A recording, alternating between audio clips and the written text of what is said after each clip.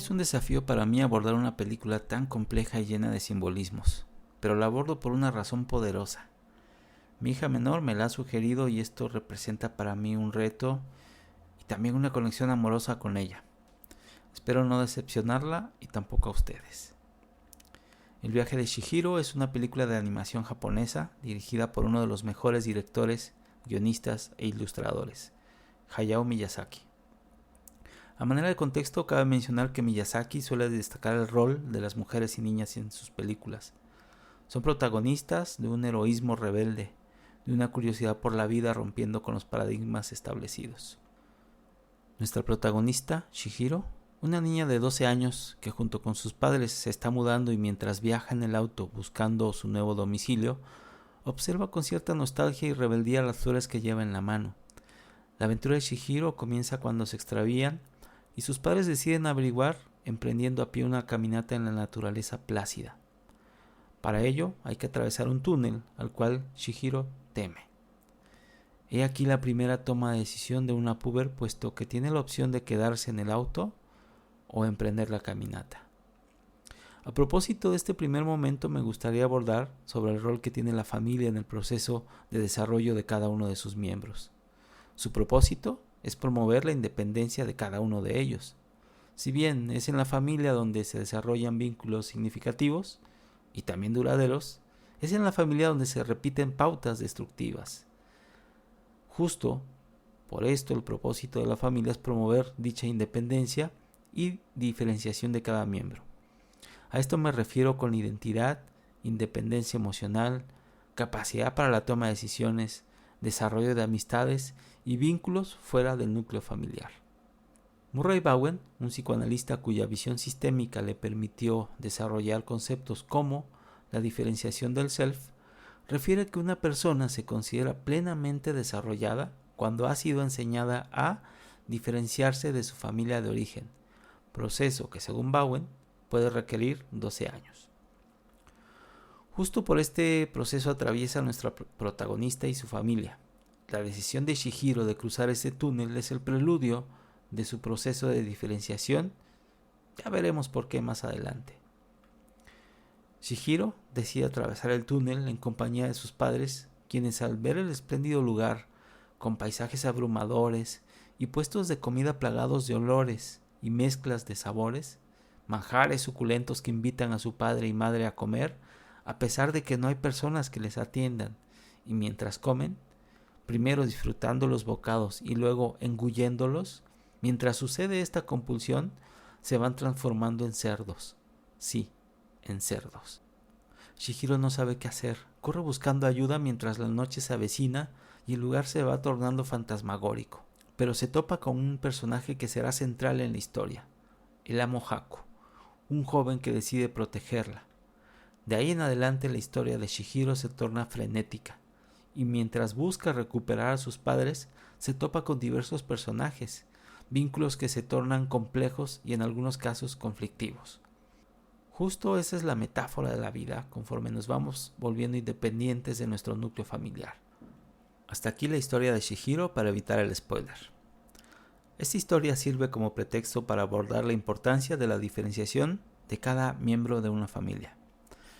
En este sentido, cito a Lauro Estrada, quien hace referencia a las etapas del ciclo vital de la familia, y menciono una de ellas, el desprendimiento. Es aquella en la que el sistema, la familia, se prepara para la separación de uno de sus miembros.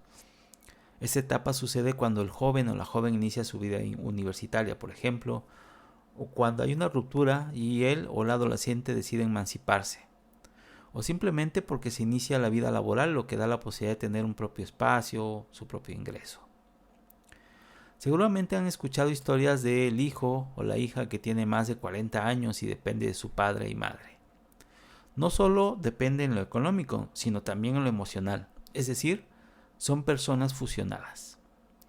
Respecto a este concepto, imaginen la mezcla de dos trozos de plastilina de diferentes colores que conforme los vamos manipulando, mezclando, se va perdiendo la identidad y color de cada una. A eso le llamaremos fusión. Es decir, en el caso de estos miembros de la familia, no han logrado diferenciarse del resto, Bowen refería, por ejemplo, que una persona fusionada depende de los sentimientos y emociones de los demás, mientras que una persona diferenciada logra tomar decisiones, establecer límites sanos y expresar asertivamente sus convicciones. En esta parte me gustaría puntualizar que hay culturas donde se promueven roles en los que uno de los miembros de la familia se queda a vivir con padre y madre en su etapa de adultez mayor, asumiendo así un rol de cuidadora o cuidador en el que es posible también desarrollar su propia identidad, su independencia emocional y vínculos sociales externos al núcleo familiar.